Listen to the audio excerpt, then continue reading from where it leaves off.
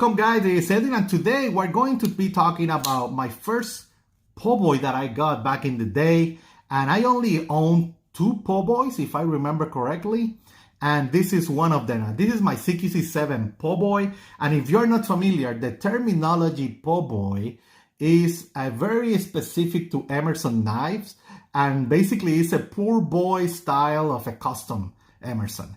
And mainly it's talking about this look right here, this green micarta with titanium bolsters handles, right? And one thing that I should mention, if you're not aware about what I'm talking about, is basically this knife on top started like this one at the bottom. It's just a normal production knife that then you send to a third party, to a person that pimp knives or modify knives, right, in the market, and they make it look like a custom. And for the most part, right, if you are familiar with it, a traditional Emerson custom have that look of green micarta with a titanium bolster. That's why it's called Poboy. They look very similar, but they are not.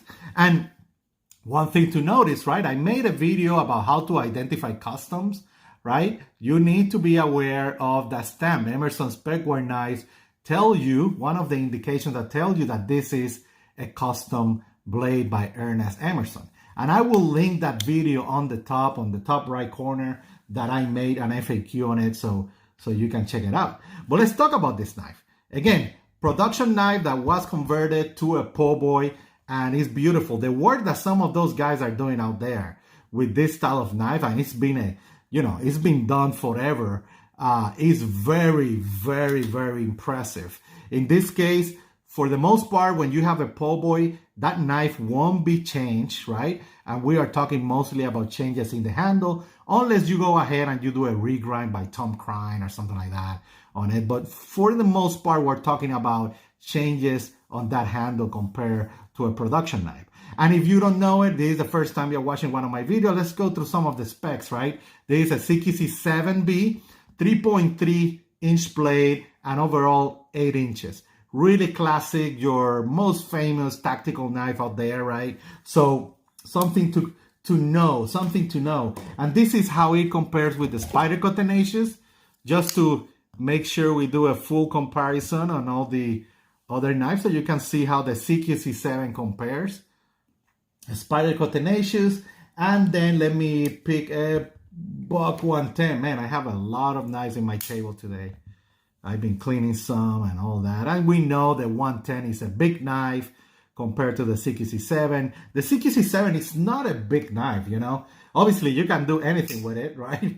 I think one of the operators that captured and killed Osama bin Laden was carrying a CQC7. So, you know, this knife, you can do anything with it. If those guys feel secure with a CQC7 and the size of a 3.3 inch blade for utility tasks and secondary blade and all that, you're fine. You're fine. You're doing great with a CQC7 if you carry that as your primary. In my case, I've been carrying lately bigger blades. I'm more in the 3.5, 4 inch blades. So, and that's just me. It's just preference. But the CQC7 is a classic, beautiful design. Very simple. That feels great always in the hand. Now, let's look at that blade, your classic CQC7, meaning it's a chisel grind that is ground on that side and flat on the other, right? And then you have your chisel edge on it like we all love with the Emersons. And you can see the Poboy work on it, right? You have those bolsters, great hardware, excellent micarta. They did an excellent job in the work on this one. Be aware, you can see the lockup is great. And you have, you know, your normal Benchmade clip that I put this one from the Emerson website that I found. And again, your classic one. One difference between this knife and your production CQC7 is that this knife is running on bearings, okay? I don't know if you will be able to see that, but, you know, this knife is running in bearings. If I, release that lock, it's going to, it's running very, very smooth, and it's basically running on bearings. That's one of the main modifications that the pimper did on it. Okay, so yeah, and this classic CQC7, great design. You can see it's all scratch. I've been using it a lot, you know. Again, I love the CQC7. It's one of those designs that I can carry no problem. You know, I can do all type of utilitarian tasks with it. I love the chisel grind, and it's one of my favorite overall designs, the CQC7-B. In this case, it doesn't have a wave, right?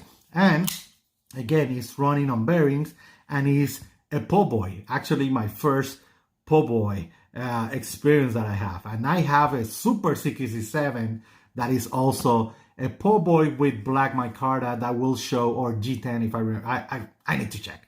That I'll make a video as well on it. But again, guys, I wanted to show you from my collection, one of my only Poboys.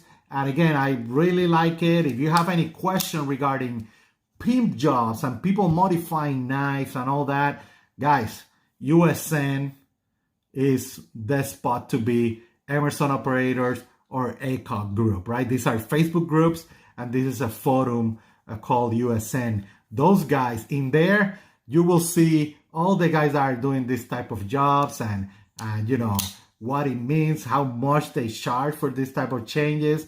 And be aware, like I already mentioned, when you modify a knife like this, the warranty is gone. For the most part, I should say, the guys that do the job, they will take a look, you know, if something happened to the knife or something.